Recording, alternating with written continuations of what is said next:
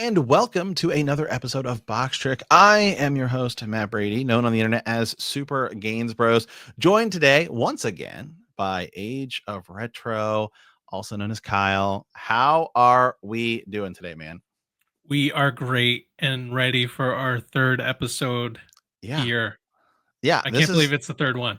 I know, it's great. This is sweet. Literally, we were messaging back and forth, and we're talking about the games we're picking, and we were gonna do some Sega Dreamcast today, by the way, and very excited, man, because it was just a special system for me. Special, we'll talk a little bit about the launch. We're gonna start with some like pickups, if you got any recent pickups, and maybe talk a little Switch 2, and then we'll get into our into Dreamcast a little bit. So first, first Switch 2. Did you got your pre-order? I did. I went through the hassle. Yeah, what was your pre-order experience like? It was pretty. I ended up doing some research, and I went with going through Walmart, and I had some issues going through Best Buy. I got kicked out of my profile because you can only reserve if you had an account with them. Target just completely crashed. Yeah. GameStop crashed. And I was in the queue probably 2 minutes before midnight on Walmart, and it came through. And I ended up waiting like probably 15 minutes after midnight.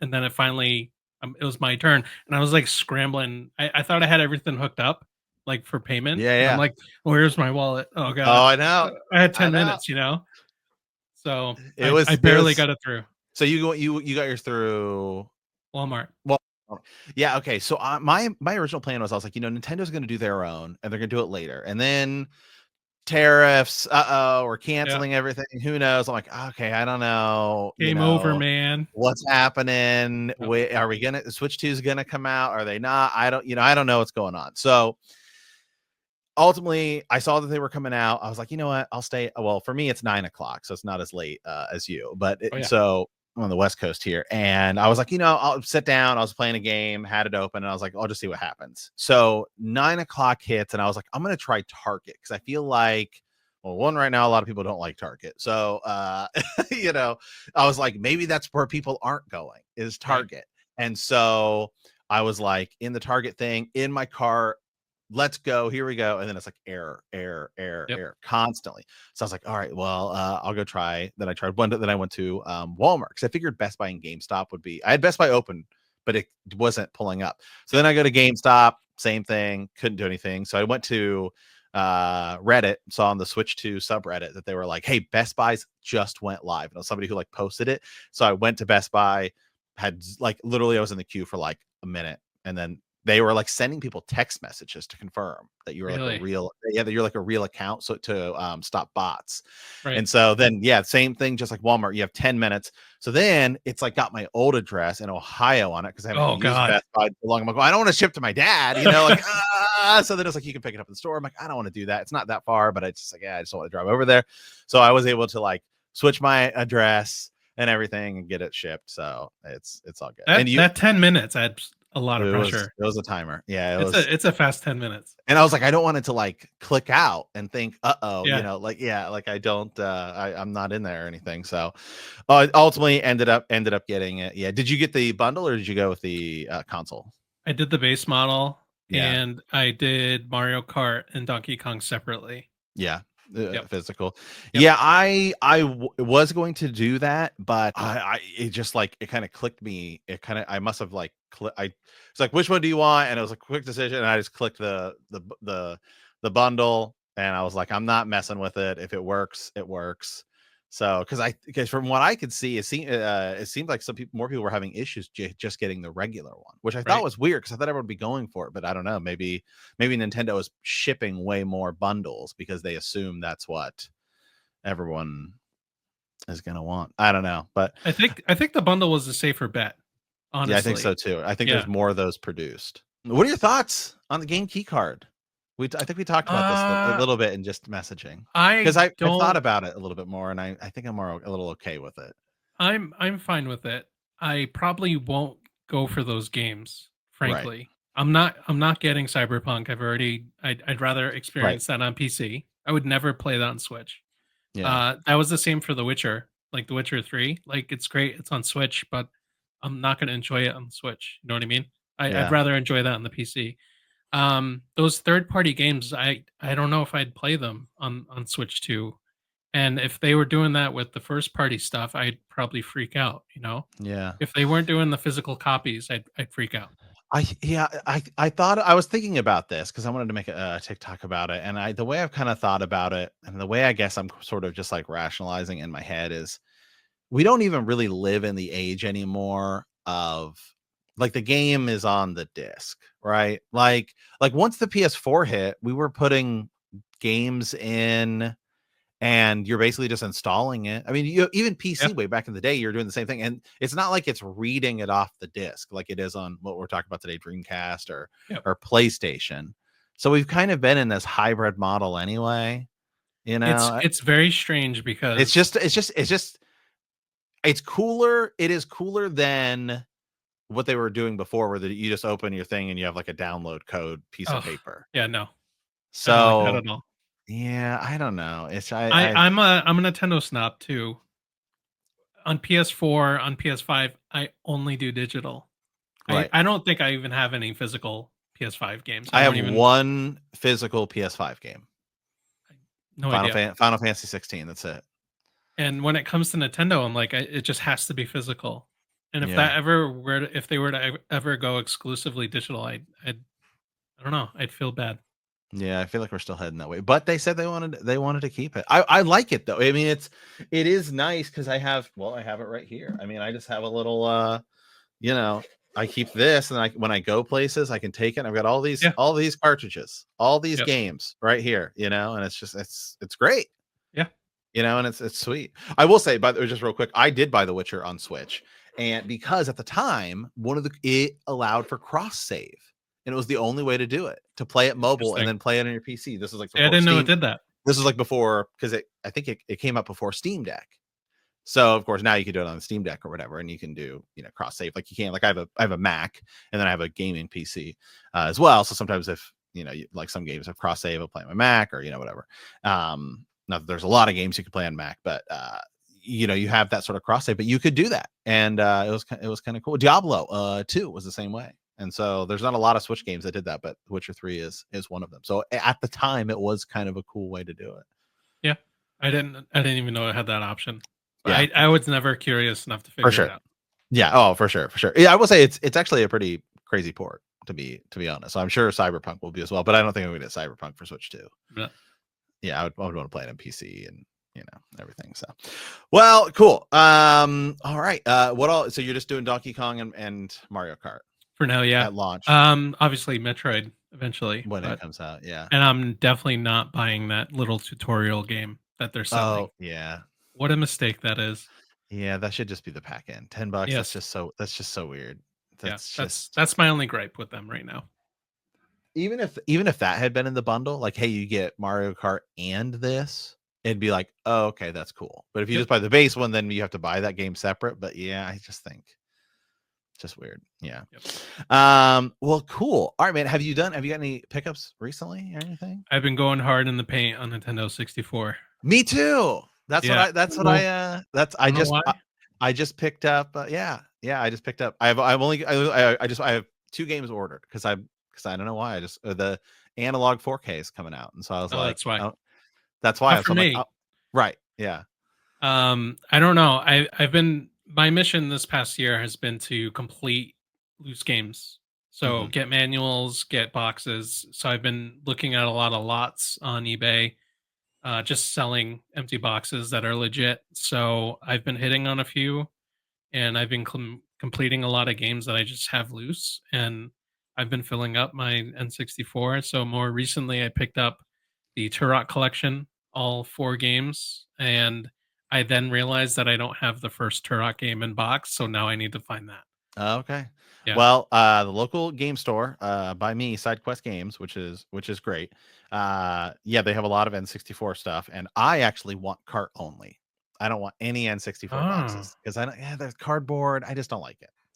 And I've seen people who do the repro thing where they like get the plastic clamshell. I think that's kind of cool. But I'm actually going to do something pretty different. That's probably going to break a lot of people's hearts. Is I have found on Etsy this person that makes colored shells for N64 cartridges, like blue, yellow, green, and they're transparent.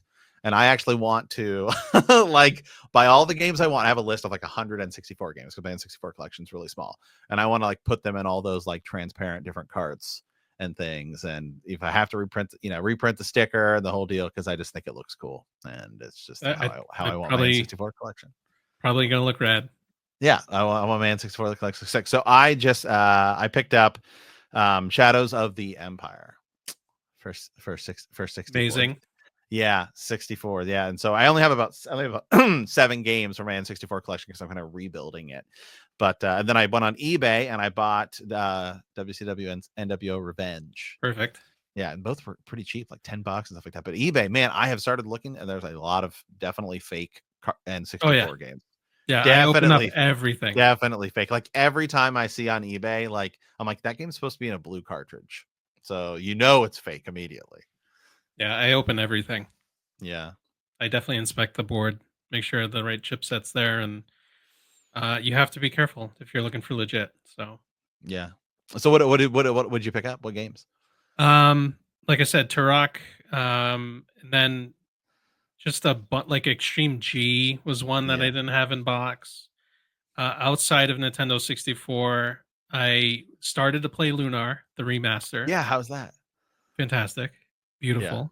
Yeah. And then Oblivion came out, and I was like, I'm done with this game. Yep, I've been playing it as well. It's fantastic. I've been completely focused on the remaster. It's so amazing. Good. It is a monster, though. I mean, it is eating my 4090 alive. Oh yeah. Yeah. I'm kind of amazed, honestly, that they were able to keep it under wraps for so long. Obviously, it leaked, but the visuals on that game, the lighting, so it good. Almost feels like a remake. I know it feels like a completely different game. Yeah. And it hides so many of, like, if you go back and play the original Oblivion with the graphics and everything, you're like, oh man, you see some of the animations, like the sword swings and stuff like that. It just feels so archaic, which is crazy because Oblivion is one of the first games I played on 360, and I was like, this is like insane. That was a huge game. I remember, like, this is like, it like blew my mind, which is another game we're going to talk about here in a minute. We get to when we get to Dreamcast. But yeah, I mean, it's if I were to list like the top 5 games that sort of like was like, oh my god, we're in the next generation of gaming, Oblivion would definitely be one of them. But yeah, the remake, man, it feels so modern just with the new graphics. It makes Morrowind look like they made it out of construction paper. Yeah, and it makes me want them to apply this treatment to Skyrim. I will take another version of Skyrim if they make it look this good. Yeah, absolutely. I mean, I've seen the mods and stuff like that, and I've played like a very heavily modded version of Skyrim and stuff like that, and it makes it feel amazing. But for a long time, I've always wondered, like, I've always thought, like, I don't know, you always go back and forth. Is Oblivion actually a better game than Skyrim? Because they just do things so differently in the way they treat the character builds and everything. Magic is very different in both games, like that. And in Skyrim, you can build like an absolute beast of a character, but Oblivion, you can build like a god, just because like acrobatics and stealth and like everything can be totally. And there's so many game break like things that are absurd in there. Like you can just take off your shoes and wear heavy armor and you still have like 100 sneak. So all that stuff's still there. It's awesome. I think one of the cool things about this game is that there's like a dedicated evil. And there's not too much of the faction stuff going on. Like there's definitely a civil war going on in Skyrim. But you don't get distracted by that. The story, I think, is a lot better in Oblivion. There's a lot more options and like things for you to do throughout Skyrim. But overall, I think the story is a lot better. There are way more character build paths in Oblivion, just because you can max out like totally different skill sets of things, whereas Skyrim it gets way more narrow. So yeah, it's one of the things that just replaying this remaster, it's fantastic. It's a relief. Okay, well, the meat and potatoes of our episode today is something we talked a little bit about last time, being like, hey man, we should totally do this, and we're gonna do Sega Dreamcast. Same thing, same format as always. Each got 3 games we're gonna talk about here, but I thought we'd talk a little bit about the launch of the Dreamcast. Man, what was that like for you? Do you remember the date?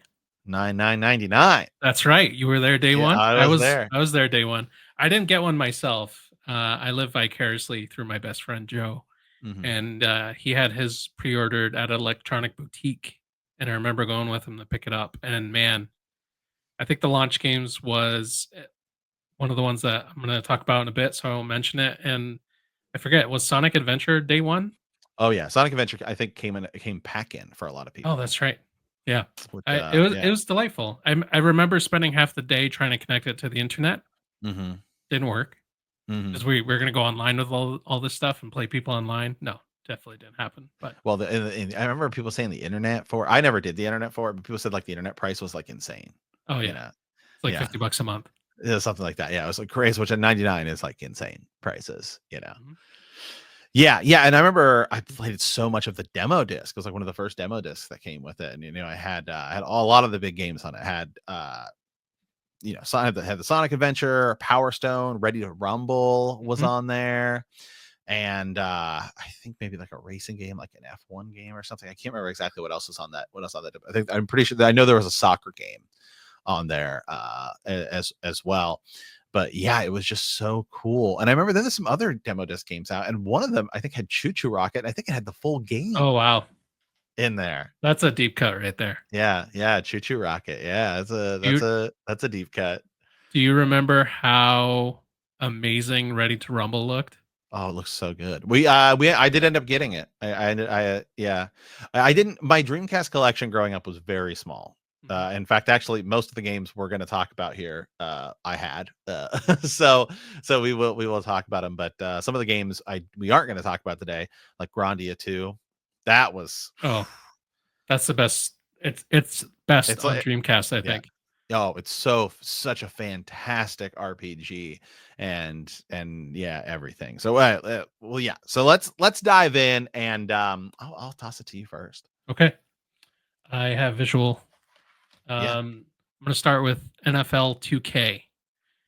That I think was one of the launch titles, if I recall, that and it NBA was. 2K, and just dropping bombs on people, just sitting back, all streaks, dropping bombs, and you're basically just. It was a very competitive game, and it's not a fun game to play against the computer because it's so dumb. But man, a very competitive, fun game, and you got to think of like the '99 season of football. Oh, It was a Vikings. Viking season, right? Yeah. It wasn't a very good Patriots team. We had Drew Bledsoe at the time, so Tom Brady came a year later. So just think about like the time frame. It was a very different league back then. Yeah. Yeah, absolutely. Yeah, absolutely. I did have NFL 2K and I played so much of it. And I actually did like a TikTok about it a few years ago, which is actually still one of my best performing things on YouTube and stuff like I get comments on it all the time. And yeah, I just had, I was like, I'm gonna get some gameplay footage of this. So I just loaded up Randall Cunningham to Randy Moss, just all streaks, Oh yeah. bombing it left and right. And there are still animations in this game there are still better animations in NFL 2K, back on the Dreamcast that are better than what's in Madden today. And especially a lot of them are like catching. I mean, there's literally like Randy Moss, one hand Oh yeah. animations and things like that. And I think because it uses, the Dreamcast used that arcade style chip, and a lot of these look like a lot of the arcade games at the time. It's such a beautiful game. Like even today, like I play it a lot every now and then on Redream, the Dreamcast emulator, where you can upscale it to 4K and everything. And it still looks absolutely just fantastic and amazing. It is just such a cool game. It's beautiful. Also, this started my appreciation for 2K series in general. Like I always thought that 2K was better than anything else coming out. Oh, for And sure. I to this day, NBA 2K is better. It's the best basketball game series you can play. Even when they ended up converting to was it NCAA, they had Right. to because they lost the rights to the NFL. That was still a better game, I think, than Madden. Yeah. Oh, yeah, yeah, absolutely. Well, Yeah. and I mean NFL 2K5, right, which is still considered by many to be the best football game ever made, right? Mhm. The sheer amount of hours I have in NFL 2K5 is utterly just insane. It was only $20. right? And like $20. that's where this whole thing started, and it was Sega. It's just so crazy because ultimately ended up Take-Two ended up getting the 2K franchise and turning it on, but there's still so much in today. Like I think you can still see that are embedded in like the Sega roots, right? Because it was originally Sega Sports. And it's just so crazy to think that the 2K franchise became so big that it's like that itself could have like saved Sega from It really could from a have. lot of it really could have. Yeah. Yeah, Yeah, it's one of my favorites. I still will pick it up and play every now and then. yeah. There was a lot of cool features with it too. Like the VMU, which was such a cool part of the Dreamcast. Oh, your You plays? could, yeah, you could see your plays, Yep, and yep, like yep. so you should know screen looking, right? Like you don't want to see what plays the other person's picking. You could do that. It was so cool, and a lot of games had cool VMU functionality. And one of the things, well, 2K itself is not a extremely robust game, right? Like you just get a season mode, Very simple. you can create a player. There is some cool stuff with the creative player in NFL 2K in that there are hidden attribute points. If it's kind of weird. So it's one of those ones where you get a set amount of points that you can put Right. into people. And the only one I ever figured out was wide receiver. So you'd have to like lower the speed a bunch, and then like when you go to raise it back up, you would actually like earn a few extra points and things like that. So like it was the only one I knew how to do like 99 level wide receivers on. So I'd like always create a team and just have like 100 like level wide receivers and stuff Just like all that. streaks. Oh, it's just absolutely, yeah, it was absolutely insane. And then they also had something kind of cool. You can go and you can look at the team info on this game, and they have little bios of the players. Yeah, and it'll be like, Steve Young enjoys like fishing or something like that. And What? they give I little had bio. no idea. Yeah, it's so cool. They have little bios of the players. Yeah. And Let's then what are the check that announcers? out. It's Peter O'Keefe. I forget the one guy's name, but Peter O'Keefe is one of the guys. And I always love the announcers because it's the same people from there to 2K5. And it just felt so different than Madden, right? Yep.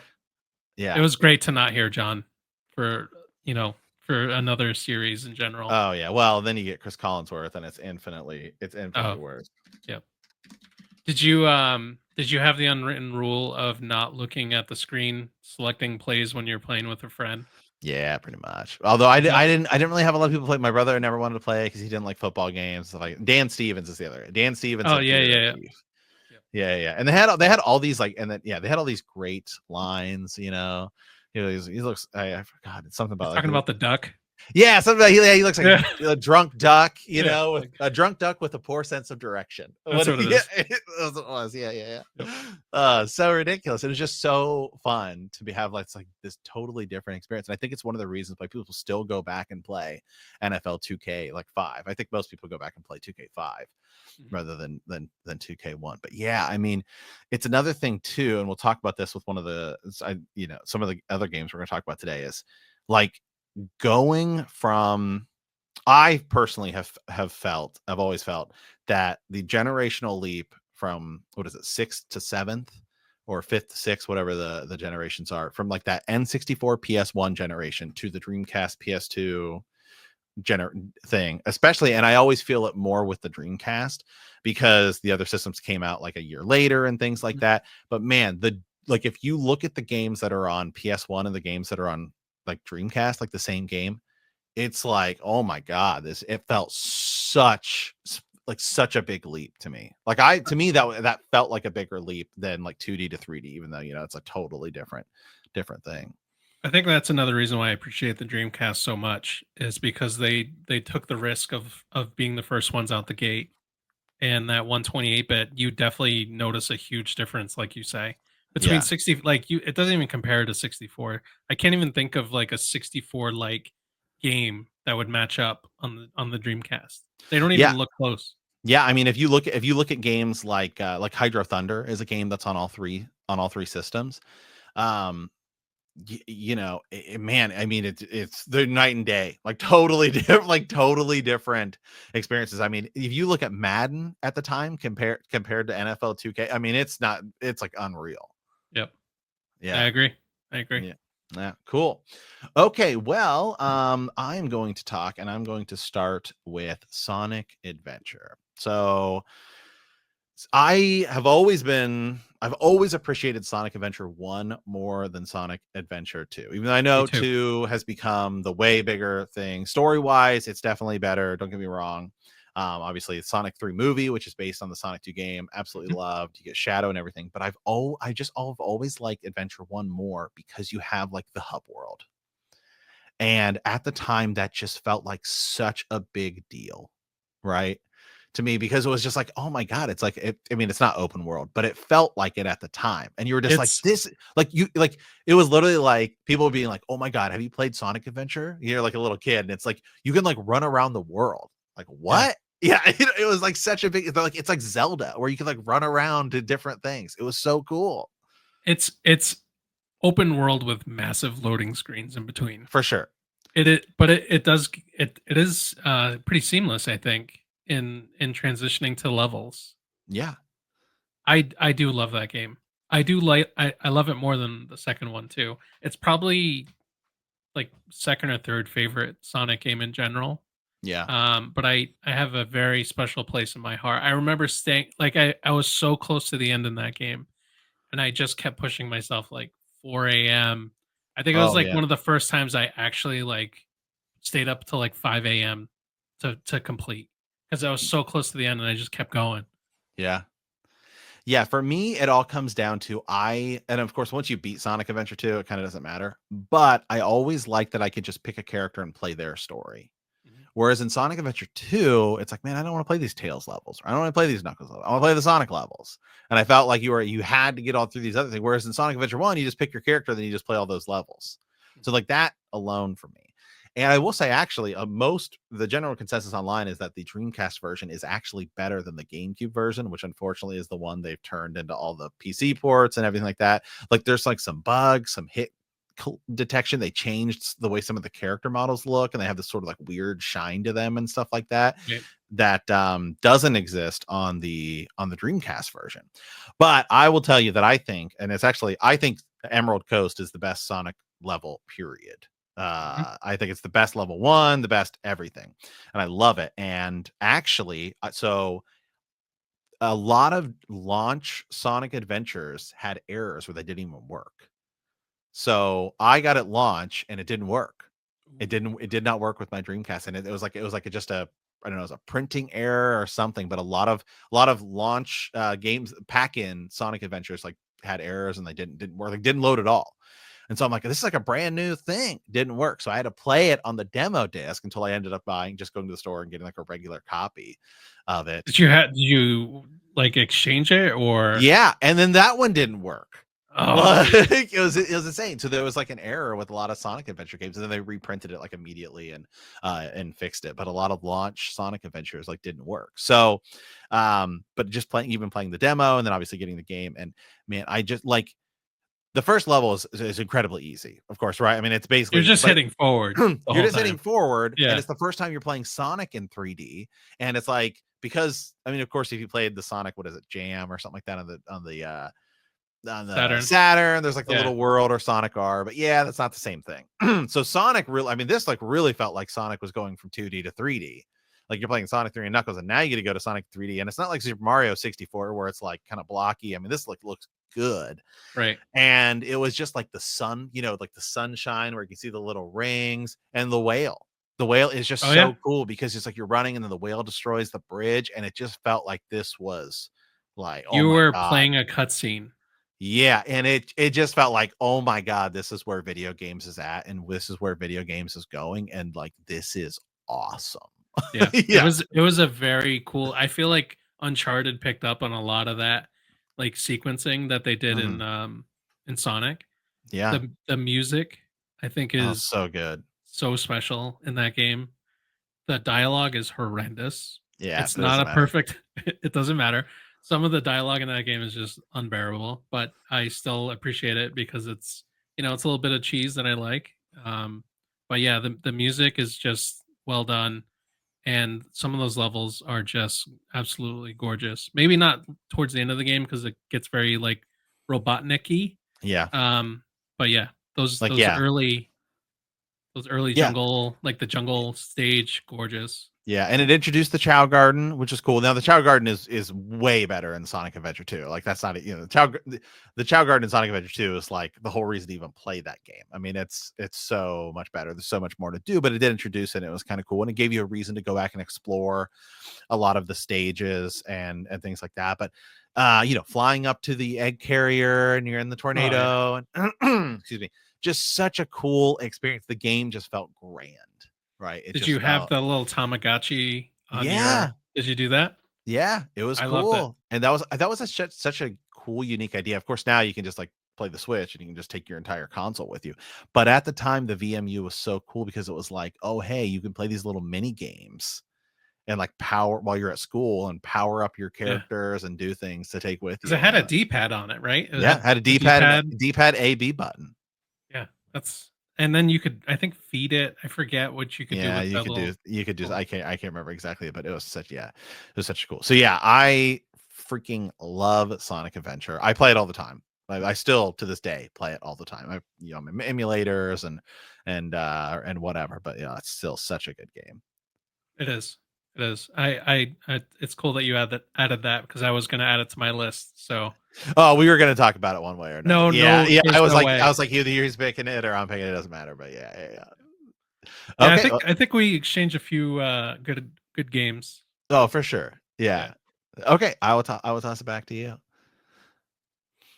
Seaman, which I thought was going to be the most revolutionary game of our time. And I remembered hyping this up with my cousin, and I'm like, dude, this game's going to change everything. We're going to talk to our games. It's almost like an AI. It was like Hey You Pikachu, but way better. Yeah, and way weirder. It was not. It was not. It's by far one of, besides Plumbers Don't Wear Ties, it's probably one of the most awkward games I've ever played. It does have its cool moments, but it is strange. It has Leonard Nimoy. What? Yeah, I know, but like I have played it and I've seen the fish and you feed it and it's got the face, but like how does the game end? Did you beat it? Like what? I still to this day have no idea what happens.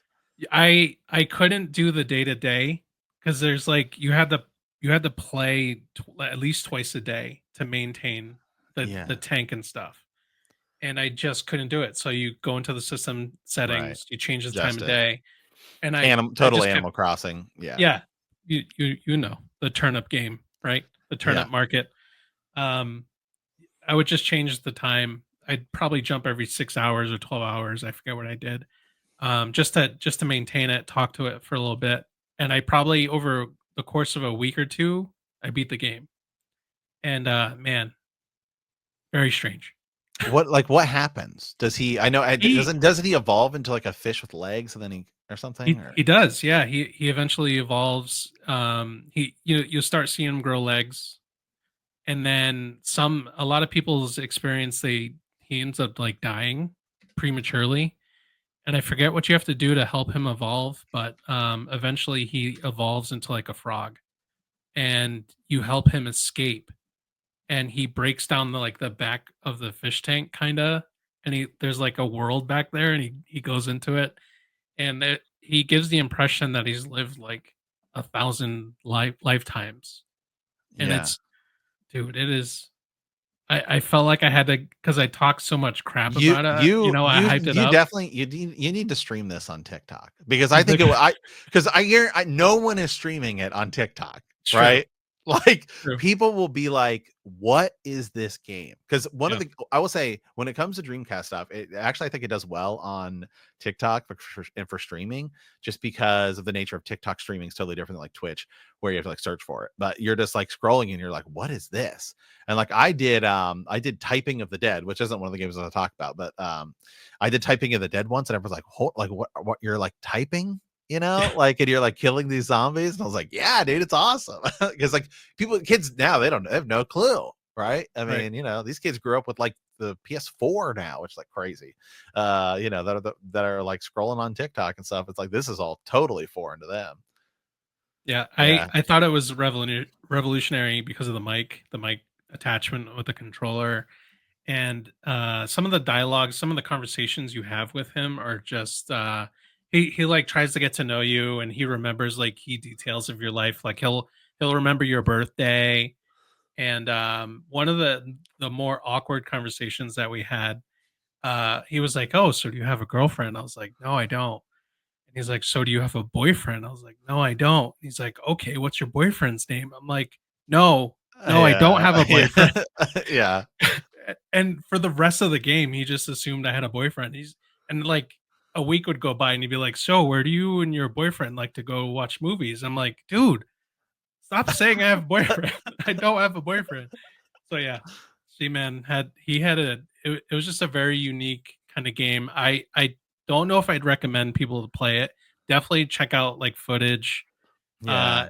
it is a strange game Yeah. by far. Oh, yeah. I have never played Hey You Pikachu, but that's the only other game that comes to mind that's like a game that involves like a microphone. And I would have to imagine that the it works way better on Dreamcast than it does N64. Yeah, it did. I honestly, one of the things that you can marvel at in this game is how much dialogue they actually thought of that you could have conversations about. Like it's very dense, and there's Yeah. a lot of variations and different discussions that you could get into. It's quite remarkable at the time. Like I'm impressed by that alone. Yeah. Okay. Cool. All right. Yeah. Okay, well, I'm gonna move on to my next game. I'm gonna kind of cheat here and do two, just because I think they're both excellent games, and I think it really just kind of comes down to which you're gonna do, and that is going to be Power Stone. I will do Power Stone 1 and 2. Personally, I prefer the second game a little bit more. I think that they're both great, but I think the first game, like the stages are a little bit smaller, so I feel like it's much better for like a one-on-one fighting game than it is a four-person fighting game, whereas the second one is way better for four people and open it up. And at the time I was like, this is like 3D Super Smash Brothers. This is awesome, right? Because you get all the different items and it's this big fighting game by Capcom. Such a cool experience, and it is coming back, thankfully. Is it? It's part of the Oh, it's Capcom part. Fighting Yeah. Collection. Yeah. Unfortunately, Mm. it is the arcade version only, so we'll be missing out on a lot of the stuff that makes the second game cool, which is like the adventure mode and the item shop. And so that was one of the cool things about the Dreamcast version was like the item shop and stuff like that you could unlock characters that they're all just unlocked. So if you still want to play it and it's a definitive version, you got to go back to the Dreamcast. There is a PSP collection, you could get that, but it doesn't look as good as the Dreamcast version. So I recommend, and it's also like stupid expensive now to try and find. Really? Yeah, because it was rare, and it's on the PSP and it's both games, and I mean it's still an excellent way to play it. Like if that's your only way to play it, that's great. But definitive version, still the Dreamcast. The four controller ports, just like the N64. Yeah. This is one of those games that made such a good a good use of it. Such unique characters, right? Like Axel, Gunrock, Wang Tang, who's basically Goku. That's who like we all used because we were all into Dragon Ball Z on Toonami, and then we go play Yeah. Power Stone.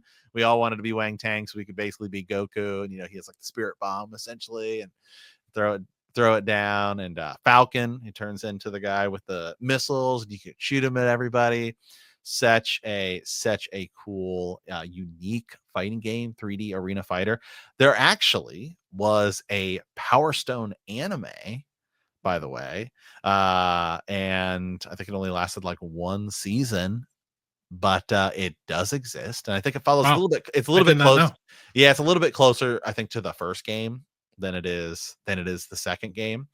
But the stages all destructed and moved and stuff like that, which was also different than Smash Brothers. I mean, Smash Brothers, some of the stages had like hazards and stuff in the original one, but it's not like later where the entire stage gets destroyed like it is at Power Stone, where you go to completely different areas and everything. I mean, now Smash Brothers has that, but Right. yeah. So did you play Power Stone? I dabbled. I own it now. I own both now. And I just remember you're right. Dead on. It's just like Smash in a way, right? But it's like if you made the confines a lot smaller and if you tilted the camera a bit, because Yeah, I do remember just crazy camera just going all over the place. yeah, Um and there was just mayhem. Like the game is just mayhem. Like once there's a match going on and once the items start becoming available, like it's just chaos, yeah. which is very similar to Smash. Yeah. Yeah. And then some of the stages have, especially in Power Stone 2, in Power Stone 1, the stages don't really change. But there's like cool hazards and things like that. Also in Power Stone 1, the stages are like more unique to the characters, right? Like Falcon's like from England. And so you get a fight in like London in like this like little square, and and then there's like there's like you're inside of like like a paper mill or something, or a log mill or something like that. And there's all like a lot of the stages were very sort of unique, felt like unique to the characters, where at Power Stone 2 they're just very generic stages. I think the ones most people play is when we're on the airship, and then halfway through you're falling. Right? You're falling and you got to like go get an umbrella because an umbrella will save you. So a lot of this, even throughout the combat, there's a lot of like almost mini games that get broken up. And there's one where you're inside of like a mummy's tomb, and then like you got to race, and there's like a big boulder rolling behind people and stuff like that. And then you get to the final area where you can just fight each other again. So like that was also something I thought that was kind of cool and added, like you said, to the complete just mayhem of the game. Yeah, chaos. Yeah. You watch the Switch 2 Direct, right? Yes. So when they showed the multiplayer aspect, and you can connect your friends using the C button, and you could see them at the bottom of your screen, it almost reminds me of Power Stone. Yeah. And if they were to port that game and make a modern version of it, or even just rehash the old ones, that C button capability with the multiplayer would actually work perfectly for that game. Yeah, that's a perfect game to play with your friends. Yeah, Smash Brothers is going to be sure when it comes out. I mean, and we don't. They've said that I would imagine that the Power Stone collection that's coming out in like 2 weeks or whatever will work on the Switch too. And I guess you could, or it's not a Power Stone collection. It's the Capcom Fighting Collection, and it's actually almost all Dreamcast fighters. It's like Rival Schools, Power Stone. I think Capcom Star Gladiator. SNK, yeah, Star Gladiator, a bunch of those Capcom fighting games. Because they already did the Marvel vs. Capcom collection. Yep. Which is fantastic, by the way, and which are also on the Dreamcast. But yeah, such a cool way to do that. So yeah, maybe you could do that too. By the way, I am not planning on getting the camera for the Switch 2. I don't either. I'm barely getting the Pro controller, but I've heard just great things about it. So yeah. I do want to get that. I did not get the Switch 1 Pro controller, and so I think I will get the Switch. I would probably get the Switch 2. Nice. I actually bought an adapter. It's like a Mayflash, I think is the company. It's too far away, and it'll let you use like a lot of other controllers. Like you could use an Xbox controller or something like that on your Switch. And actually, one of the ones it connects to is the Wii U, and that's to this day like my favorite controller. It's the Wii U Pro controller because it has an 80-hour battery life. Oh my god, it's insane. That's insane. That's insane. That defies logic. It's so ridiculous. I think I've charged it like 3 times ever. I mean, it's just crazy. I haven't investigated, but I did hear a rumor. I have to dig more on it, but I believe that you can connect any camera to the Switch 2 and it will work. I think that's probably why it has the USB-C, and I would have to imagine that. I know Hori is already, who makes a lot of third-party stuff, is making I think they've already shown off theirs, and it's going to be one that attaches directly to your Switch, and it's like a Piranha plant. So yeah, I've seen that. Yeah, yeah. I just saw it in passing. I haven't like really dove into it, but yeah, cool. All right, well, hey, I will toss it back to you. Okay. We are coming up on May the 4th. If I don't see you, if I don't talk to you, May the 4th be with you. But episode 1, Pod Racer, it was on a lot of systems. I think at least Nintendo 64. But again, it was the best on the Dreamcast. Tony Hawk Pro Skater 2, the best on the Dreamcast, I think. I don't know if that's a hot take, but I always liked it better on the Dreamcast. Oh, yeah. And this game's cool on the 64, and I actually think it works well with the controller. But the progression in this game is really cool. The level designs, and they're incredible, especially when you get to the harder portions of the game. It is very fast and very dangerous. Yes. Yeah. You could. I remember customization of your pod, improving it along the way. You get like points or skill points or something.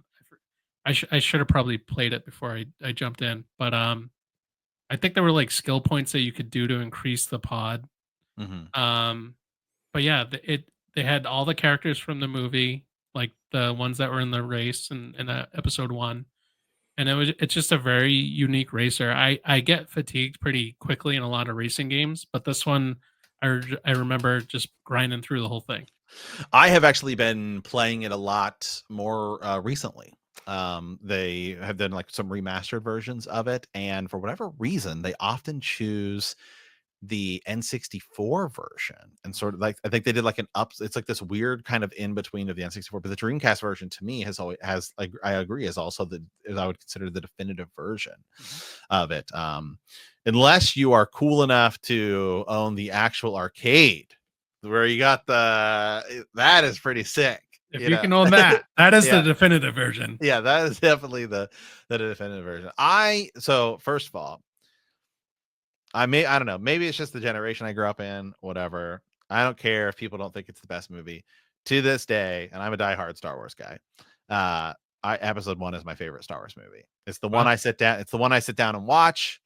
It's the one I go to. And I grew up on the freaking Darth Vader box set, 4, 5, and 6, the special edition, watched them a million times, but man, I just episode 1, Qui-Gon Jinn, Duel of Fates, Darth Maul, and I like the pod racing.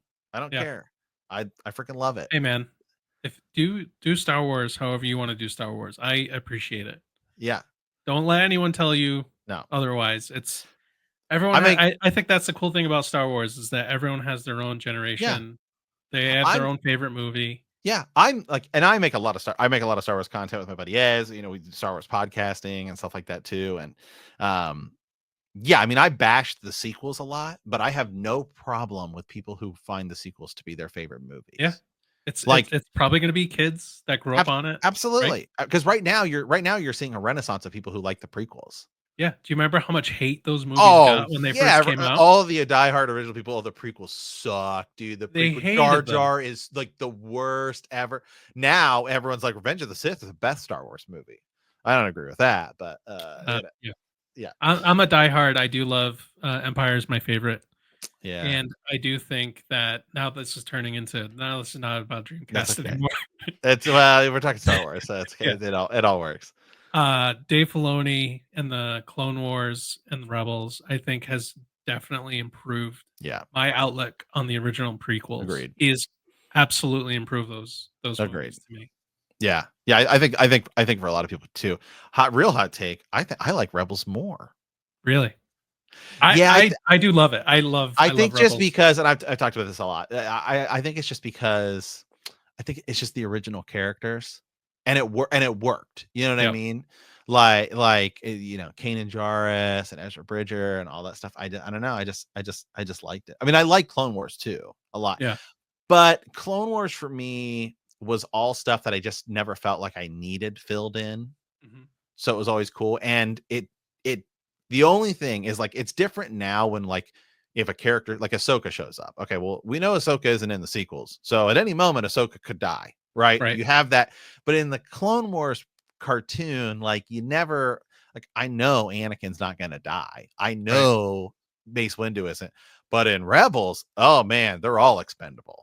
Right. True. So that was always like, I think that always added to the weight of it for me. Plus I don't know if this is a critique on the prequel trilogy, but it's basically Obi-Wan and Anakin's story where the 4, 5, and 6 are like the team dynamic, right? It's like, here's the team and this is what they're going through. And they really captured that with Rebels. Yeah. Rebels is like, it's the team. Mm-hmm. It's not so much an individual character. It's about the team dynamic. And I think that was the most interesting thing about it. Yeah. Yeah. Great. Hey, well, you know what? Hey, there is a lot of good Star Wars games on the Dreamcast, by the way. There is.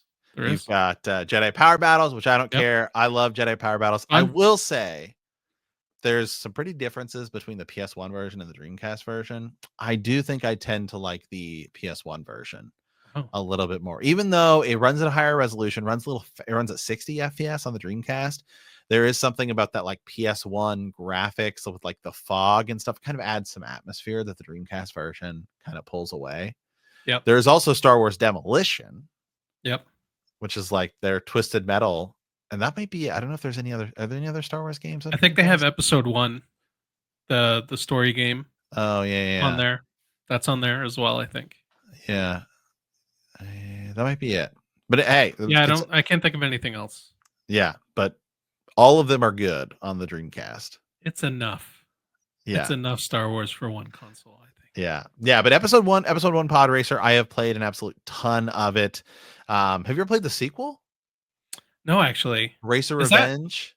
Is that just on?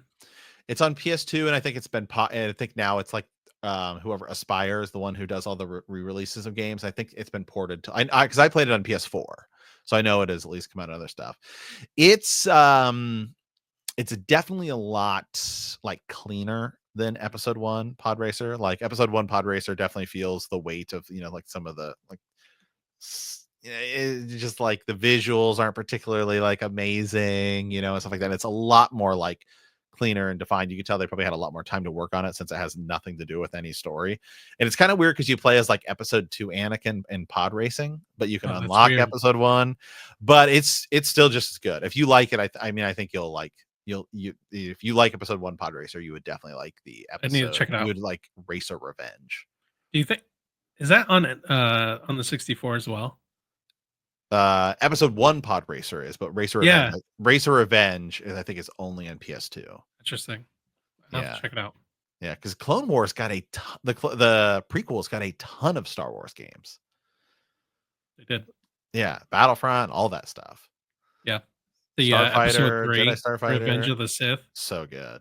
Yeah, that game's unreal. Yeah, you do like a fighting thing. So good. Yeah. Okay.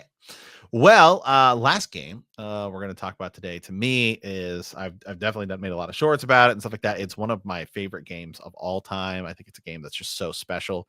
This was the game for the Dreamcast that Sonic Adventure was like an eye opener for me.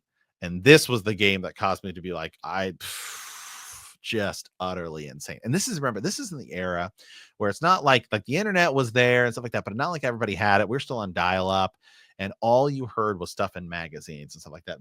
This game is like real life, is how this was described. And that is Shenmue. Now, of course, this is one of those games. I think a lot of people either really loved it or just basically hated the game. Hated it, didn't like it. I would say the game's faults, if I had to pick one big fault for the game, it's like the translation and the voice acting can be not particularly great at time, but everything else in this game I absolutely just adore and love. It is like a kung fu, karate adventure, I think is the way. It's a movie. Yeah, it is. I mean, it is huge cutscenes and everything. Ryo Hazuki, his dad, is killed by the mysterious Lan Di, and you have to figure out what is going on. You're presented with this cold open.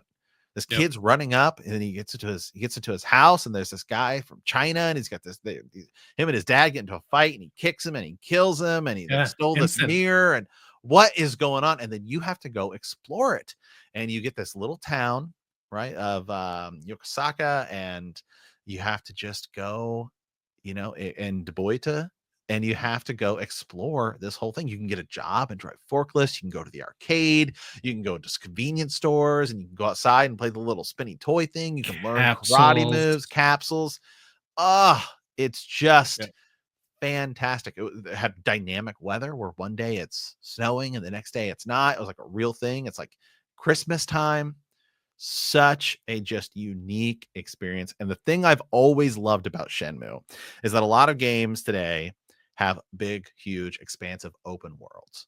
But a lot of those games, you can't really do a lot, right? Even, I love Breath of the Wild to death. I love Red Dead Redemption. I love all of those games. But like in Breath of the Wild, you just run around and you climb mountains and stuff, but it's not like you can go interact with people. Whereas Shenmue is a much smaller, it's a street. It feels lived in. It feels real. It feels like an actual community. It was characters will be here from this time to this time, and then they go home because it's night. Right. Right. and you can solve all of your little quests multiple ways. Well, hey, I'm going to go talk to this guy because I think he has it. And that may get you to your thing. There was multiple paths, and you would go around and talk to multiple people at multiple different stores. Like, oh, I need to learn about the 3 blades, right? Which is like barbers, tailors, and cooks. Well, I can go to this store. I can go to this store. It was such just a unique experience at the time that I think people who played it, that's why we're still all so nostalgic for it today. Yeah. I think it's different than Seaman. Yeah. Yeah. In the fact that where I thought Seaman would change gaming, Shenmue did. I think Shenmue actually had quite an impact on how people tell stories in games. And it is a gorgeous game. I almost find at times it's a therapeutic kind of game where you could just get lost in the town, like you mentioned, trying to collect all of the capsules of all the little figurines. Even reliving some Sega classics in the arcade was amazing. There's a lot of diversity in the game. Just how much you can actually do in the game. It was way ahead of its time, and I think a lot of people kind of piggyback off of what they set out to do with that game. Yeah, I replayed it over the holidays on PlayStation 5, and because I wanted to get the platinum trophy. I wanted to do everything, beat everything, did it. It's a pretty easy thing to do, and you have to get all the toy capsules, and then you have to get a job. Learn all the moves, and sit there and practice and everything. And it was also a game that of course, it didn't live up to a lot of its promises, but it was one of those games that said, hey, if you like, your save file will transfer to the next game, which I think in Japan it did, because Shenmue 2 did come out in Japan on the Dreamcast. And then Microsoft stepped in once Sega kind of said, hey, we're out of the console race. And Shenmue 2 came out on the Xbox, which I did play. And then Shenmue 3, we all know, came out during the PS4. Big rough. E3, not a particularly good game. They tried a Shenmue anime, and that actually was pretty good. Like, that was like during, I think it was during COVID, and I think it was just like money things. And so they said, yeah, we're not going to pick it back up. So we still don't know what's going to happen to the franchise. I think he should just write a novel. I think going forward, that would be Yu Suzuki, who, legendary video game creator, Afterburner, Outrun, Space Harrier, all those big Sega classic games and stuff like that, which is why he's so respected in the community. And this series did kind of go on to inspire the Yakuza. Like, this is like, if you're a fan of the Yakuza series, which is huge, by the way, they need to just give it to them. Sega just needs to give it to them and say, remake it. It's what should happen. But I think Yu Suzuki should just write a book. I think a book would be great. I think a remake would be better. Yeah. Well, I think a remake would be great too. But I think for him to get the story like out, I feel like what I would do, and this is kind of a weird way to do it, is I would try to give it to like some big like fantasy author. This seems weird. I would be like, hey, Brandon Sanderson, here's a bunch of money. Go write this story. And because anytime a book blows up, then it's like, okay, now people are interested in doing a movie or doing whatever, because it could work in a ton of mediums.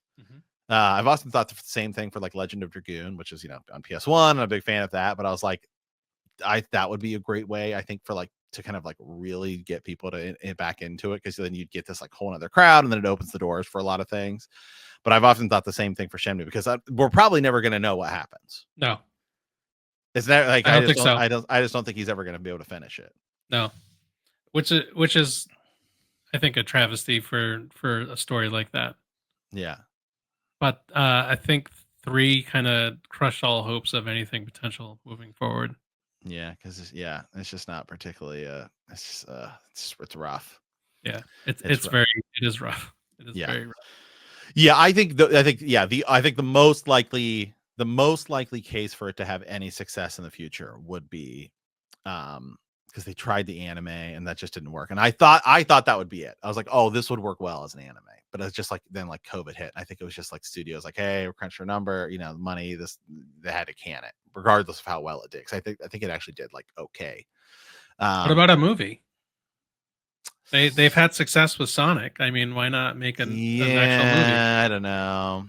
I think the best chance would be for them to give it to the Yakuza team, because those crush it. I mean, those sell like, and even though it won't be the same Shenmue experience, because obviously, like, if you go play, especially like Yakuza 1 and stuff like that, like, it feels very much like Shenmue, and it's going to. But I would say give it to the Yakuza team, call it Yakuza Origins Shenmue, and I think that would be the best route. It would be different, but it would be I think the best way for the franchise to move forward.